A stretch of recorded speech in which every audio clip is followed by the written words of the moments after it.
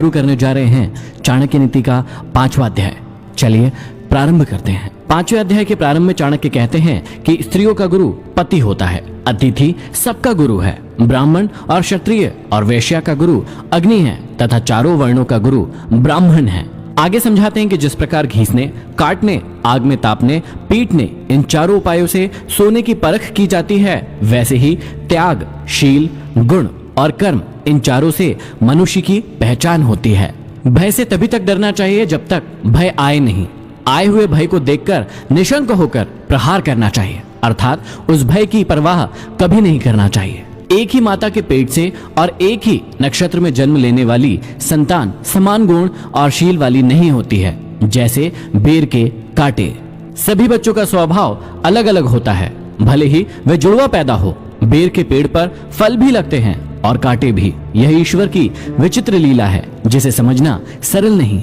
जिसका जिस वस्तु से लगाव नहीं है, उस वस्तु का वह अधिकारी नहीं है। यदि कोई व्यक्ति सौंदर्य प्रेमी नहीं होता तो श्रृंगार शोभा के प्रति उसकी आसक्ति नहीं होती है। मूर्ख व्यक्ति प्रिय और मधुर वचन नहीं बोल पाता और स्पष्ट वक्ता कभी धोखेबाज या धूर्त या मक्कार नहीं होता है। साफ साफ बोलने वाला कड़वा जरूर होता है, पर वह धोखेबाज नहीं होता है। मूर्खों के पंडित, दरिद्रों के धनी, विधवाओं की सुहागिनें और वैश्याओं की कुलधन रखने वाली पतिव्रता स्त्रियां शत्रु के समान होती है। यह सांसारिक नियम है कि मूर्ख व्यक्ति पंडितों से ईर्ष्या करते हैं, निर्धन व्यक्ति धनिकों से ईर्ष्या करते हैं। वैश्याएं धर्म का पालन करने वाली पतिव्रता स्त्री से ईर्ष्या करती है और विधवाएं सुहागिनों को देखकर अपने भाग्य को कोसती रहती है। यह एक स्वाभाविक प्रक्रिया है। दूसरों को सुखी देखकर कोई सुखी नहीं होता है। आगे समझाते हैं कि आलस्य से अध्ययन कभी ना करें, क्योंकि विद्या नष्ट हो जाती है।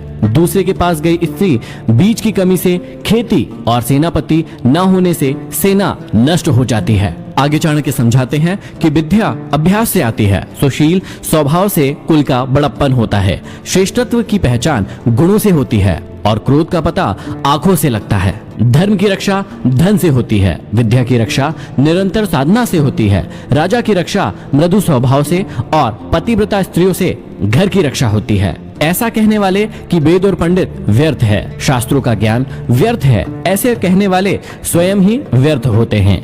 इनकी ईर्ष्या और दुख भी व्यर्थ होता है। वे व्यर्थ में दुखी होते रहते हैं, जबकि वेदों और शास्त्रों का ज्ञान कभी भी व्यर्थ नहीं होता है। आगे कहते हैं कि दरिद्रता का नाश दान से, दुर्गति का नाश शालीनता से, मूर्खता का नाश सद्बुद्धि से और भय का नाश अच्छी भावना से होता है। काम वासना के समान दूसरा कोई रोग नहीं, मोह के समान शत्रु नहीं, क्रोध के समान आग नहीं और ज्ञान से बढ़कर सुख नहीं। मनुष्य अकेला ही जन्म लेता है और अकेला ही मरता है। वह अकेला ही अपने अच्छे और बुरे कर्म को भोगता है। वह अकेला ही नरक में जाता है और परम पद को पाता है। ब्रह्मज्ञानी की दृष्टि में स्वर्ग तिनके के समान है, शूरवीरों की दृष्टि में जीवन तिनकों के समान है।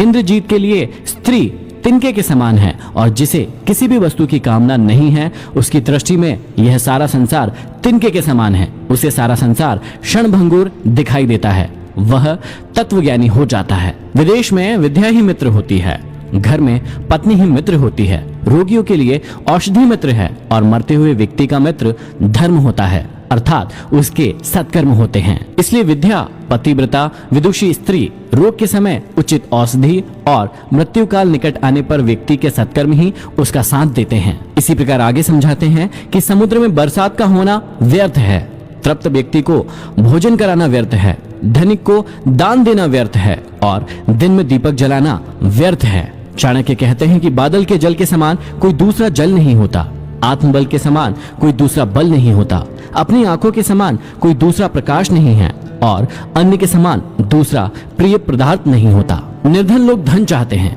पशु वाणी चाहते हैं, मनुष्य स्वर्ग की इच्छा करता है और देवगण मोक्ष चाहते हैं। संसार में सभी प्राणी किसी न किसी अभाव से ग्रस्त रहते हैं। इस अभाव को मिटाने के लिए वे प्रयत्न करते रहते हैं। प्रायः जिस प्राणी के पास जिस वस्तु का अभाव होता है, वह उसी को पाना चाहता है। सत्य पर पृथ्वी टिकी है, सत्य से सूर्य तपता है, सत्य से वायु बहती है। संसार के सभी पदार्थ सत्य में ही निहित होते हैं। यहाँ सत्य की महत्ता का प्रतिपादन करते हुए आचार्य चाणक्य कहते हैं कि यह समस्त पृथ्वी, हवा की गति, सूर्य की तपिश और संपूर्ण ब्रह्मांड सत्य में ही समाया हुआ है। सत्य के द्वारा ही सारा ब्रह्मांड चलाया जाता है और कहा भी जाता है सत्यम शिवम सुंदरम, अर्थात सत्य ही सबसे बड़ा धर्म है, सत्य से बढ़कर कुछ भी नहीं है। लक्ष्मी अनित्य और अस्थिर है, प्राण भी अनित्य है और जीवन भी अनित्य है। इस चलते फिरते संसार में केवल धर्म ही स्थिर है।